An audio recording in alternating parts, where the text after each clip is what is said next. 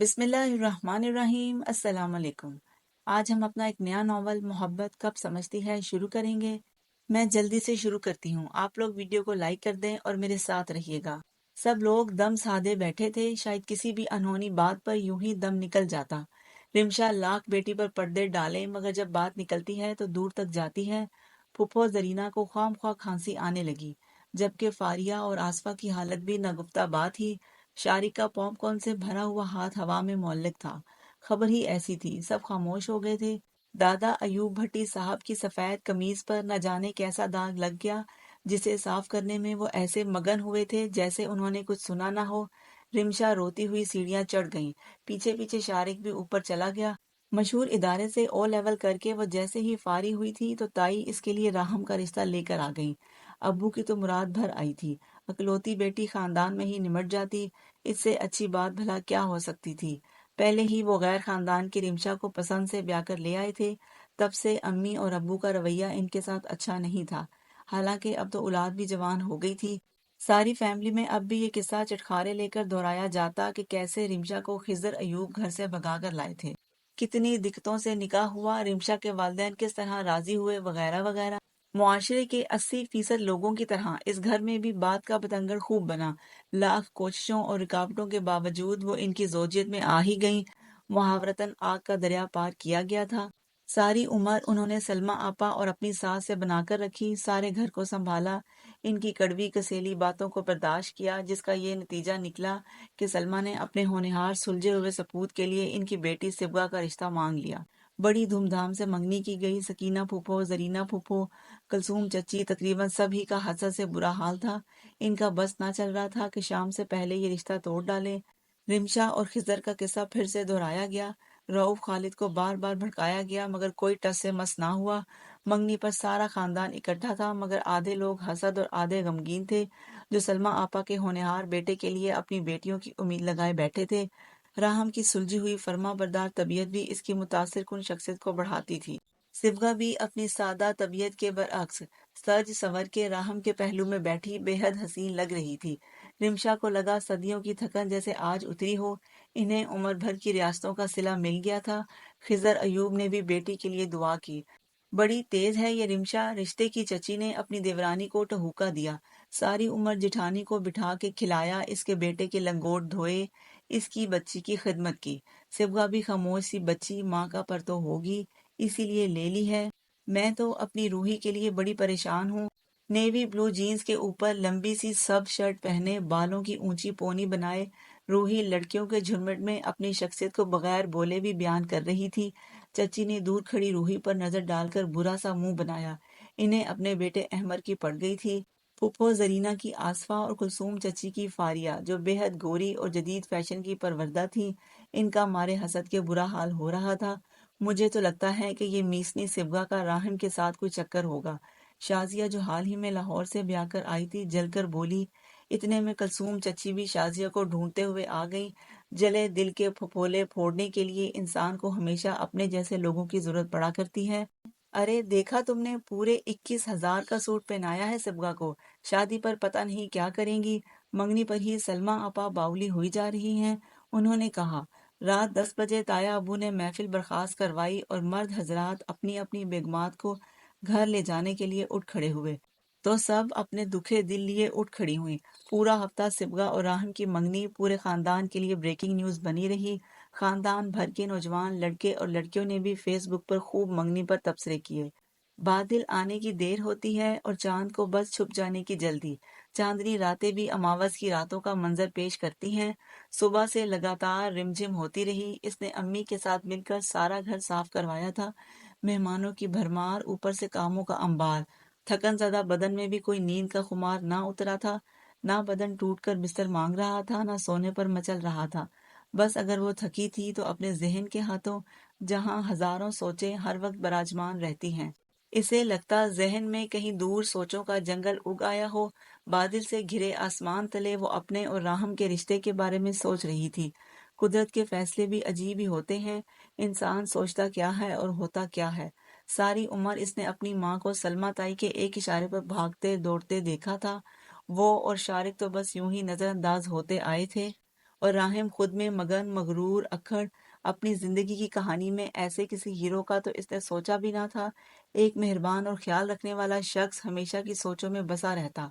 खैर, सारा खानदान और इनके रवैये, इससे कुछ भी ढका छुपा ना था। लोग इसकी किस्मत पर रश कर रहे थे, और इसकी माँ जो सारी उम्र अपनी एक गलती की वजह से कांटों पर सफर करती आई थी, अब यकदम जमीन के नीचे खूबसूरत नखलिस्तान की मखमली घास पाकर बेइंतहा खुश थी। और माँ की खुशी ही इसके लिए दुनिया की सबसे बड़ी खुशी थी। मंगनी से पहले वो बस कजन था, जिसका सख्त मिजाज सलाम दुआ से आगे कुछ भी बात ना करने देता। सारे लोगों की तरह वो खुद भी हैरान परेशान थी कि ये सब कैसे हुआ। पिछले बरामदे को अच्छी तरह धोकर वो चंबेली के फूलों के पास आकर बैठ गई, अपने लंबे सिल्की बालों को खोलकर चुटिया बनाने की गर्ज से।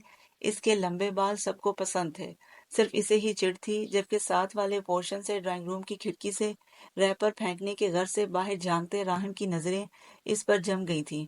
आज से पहले इसने इसे कभी इतने गौर से देखा ही ना था।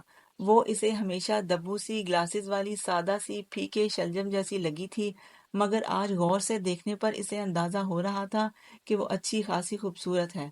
लंबे बाल, ग्लासेस उतरे हुए थे, बड़ी बड़ी आंखें, गोरा रंग, चेहरे की मासूमियत। मम्मी की ख्वाहिश पर इसने इस लड़की का हाथ तो अनजाने में थाम लिया था, मगर अब अंदाजा हो रहा था अच्छा किया ये हाथ थाम कर। कोई भी लम्हा मोहब्बत और पसंदीदगी की सनद दे देता है, वो ऐसा ही एक लम्हा था। शारजा से जाहिद मामू की फैमिली आ रही थी। रिमशा ने सिबगा को कॉलेज जाने से रोका। जाहिद मामू को निहारी और पाए बेहद पसंद थे। रिमशा ने दोनों सालन चूल्हे पर चढ़ा दिए। सिबगा ने काम वाली के साथ मिलकर घर की सफाई और सजावट करवाई, यहाँ तक के ताई अम्मा के और अपने मुश्तरका लॉन की भी सफाई कर दी। जाहिद मामू की बेटी सहरिश और बेटा मामून भी आया था। इनके आने से इनके छोटे से पोर्शन में रौनक सी हो गई थी। सहरिश और मामून सारा दिन इसके पीछे पीछे सिबगा आपी करते फिर रहे थे। वो किचन में कहवा तैयार कर रही थी जब शारिक ने इसे चाय बनाने का ऑर्डर भी दे दिया। तुम्हें एहसास है सुबह से लगी हुई हूँ, वो मुंह बनाकर बोली। यार, चाय ही बनानी है। राहिम भाई तो इतनी चाय पीते हैं, देखना हर वक्त तुम्हारी शाम में आती रहेगी। शारिक ने इसे तंग करना अपना फर्ज समझा।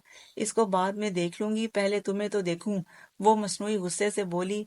वैसे वो अमेरिका जा रहे हैं, तुम्हें कुछ खबर भी है? वो स्लैब के ऊपर बैठते हुए बोला। तुम्हें कुछ कहना है? सिबगा भाई की कैफियत भाप गई।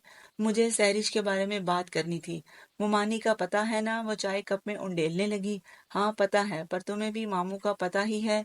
वो तो हमसे बेहद प्यार करते हैं, पर मुमानी नहीं करती, और फैसला इन्हीं का होना है। अपने जहन में रखना।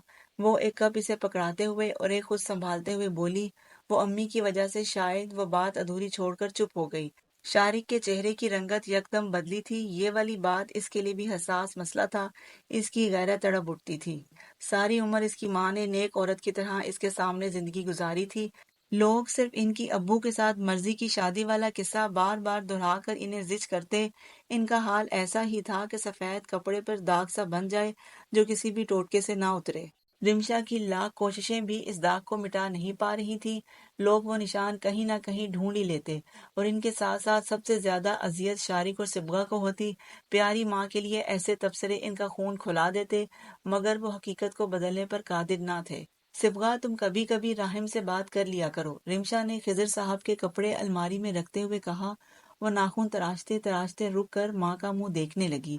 जमाना बदल गया है, बात कर लेने से अंडरस्टैंडिंग हो जाती है। अम्मी, जमाना भी वही है और लोग भी वही हैं। अगर मैंने कोई ऐसा काम किया तो लोग ये भूल जाएंगे कि मैं राहिम मुर्तजा की मंगेतर हूँ। वो सिर्फ ये याद रखेंगे कि मैं रिमशा की बेटी हूँ। हम पाकीज़ी की सात तहों में भी जाकर छुप जाएं, हमारी जात पे लगा दाग हमारी निशानदेही करेगा। रिमशा के चेहरे पर शदीद कर्ब की लकीरें फैल गईं। बेटी के मुंह से ऐसा सुनना लोगों के मुंह से सुनने से ज्यादा तकलीफ दे था। हमारी माँ ने ऐसा कोई गुनाह नहीं किया जो सारी उम्र बाज़गश्त बनकर इनकी रूह को तड़पाता रहे। मुझे अपनी माँ पर फख्र है, जिन्होंने हमें रिश्तों का एहतराम और अच्छी आदत सिखाई। इनकी नरमी इनकी कमजोरी बन रही है, वरना वो भी लोगों को टका सा जवाब दे सकती हैं। कमरे के अंदर दाखिल होते शारिक ने सिबगा की बात का जवाब दिया। अजब सूरत हाल पैदा हो गई। सारे नफूस अपनी अपनी जगहों पर मुजस्मे से बन गए। एनीवे, तुम बात कर लिया करो, बात करने में कोई हर्ज नहीं। शारिक ने ही खामोशी तोड़ी। अच्छा, सिबगा मुख्तसरन जवाब देकर वहां से उठ आई। کتنے سارے لمحوں پر یوں ہی کالی گھٹائیں چھا جاتی ہیں۔ وہ باہر آ گئی۔ نادانستہ اس نے ساتھ والے پورشن کی طرف دیکھا جہاں عمر کے باقی ایام گزارنے تھے، پھر سر جھٹک کر اپنے کمرے میں آ گئی۔ ساری عمر راہم کے ساتھ رابطہ صرف دعا سلام تک ہی تھا۔ منگنی کے بعد پہلی دفعہ اس سے بات ہو رہی تھی۔ اس نے اس کے میسج پر "کیا تم مجھ سے بات کرو گی" کا یس میں جواب بھیج دیا۔ اب دل زور زور سے دھڑک رہا تھا۔ "کیسی ہیں آپ؟" "میں ٹھیک ہوں، آپ کیسے ہیں؟" "میں بھی۔ میں چاہتا ہوں کہ ہم کبھی کبھی بات کر لیا کریں، مگر میں چاہتی ہوں کہ ہم شادی کے بعد ہی بات کریں۔" "کیوں؟ ساری باتیں ابھی ختم ہو جائیں گی؟" "نہیں، پھر کچھ اور سٹارٹ ہو جائیں گی۔" اس کا جواب پڑھ کر وہ خاموش ہو گئی۔ "میں کبھی کبھی سوچتا ہوں کہ تم ویسی ہو نہیں جیسا ایکسپوز کرتی ہو۔" راہم کے اگلے ٹیکسٹ پر وہ جو تکیے سے سر ٹکا کر لیٹنے لگی تھی، ایک دم چونک کر بیٹھ گئی۔ "مطلب؟" اس نے پوچھا۔ "میری کال اٹینڈ کرو، میسج پر بات تو ہو جاتی ہے۔" "ہاں، مگر کال پر کم وقت پر زیادہ ہو سکتی ہے۔" اس نے جواب نہ دیا۔ "پلیز اوور ریئیکٹ نہ کیا کرو، مجھے ایسی لڑکیاں فضول لگتی ہیں۔" اس کی بات پر اس کے کانوں کی لوئیں تک سرخ ہو گئی تھیں۔ آج کل کے دور میں ہر لڑکی اور لڑکا کہیں نہ کہیں منہ مار رہا ہوتا ہے، موبائل پر نہیں تو فیس بک پر۔ "راہم، آپ پڑھے لکھے ہیں، پلیز ورڈنگ تو اچھی استعمال کریں۔" وہ اس کے میسج پر ٹھنڈی برف ہی ہو گئی۔ "اور ویسے بھی ہر لڑکی یا لڑکا ایسا نہیں ہوتا۔" وہ بھی ذرا غصے سے بولی۔ "تم کہنا چاہتی ہو کہ تم سب سے منفرد ہو؟ میں نے کب ایسا کہا؟ پھر کیسا کہا؟" وہ دوبارہ پرانے لہجے میں آتے ہوئے بولا۔ "آج بس یہیں تک۔ یہ کہانی سننے میں میرے ساتھ رہیے گا، اور اگر آپ لوگوں نے ابھی تک میری ویڈیو کو لائک نہیں کیا تو پلیز لائک کر دیں، اور اگر چینل پر نئے ہیں تو پلیز چینل کو سبسکرائب کر دیں، اور بیل آئیکن ضرور پریس کریں تاکہ آنے والی ہر ویڈیو کا نوٹیفیکیشن آپ کو مل سکے۔ میری دعا ہے کہ اللہ آپ کو آسانیاں عطا فرمائے اور آسانیاں تقسیم کرنے کا شرف عطا فرمائے۔ جزاک اللہ۔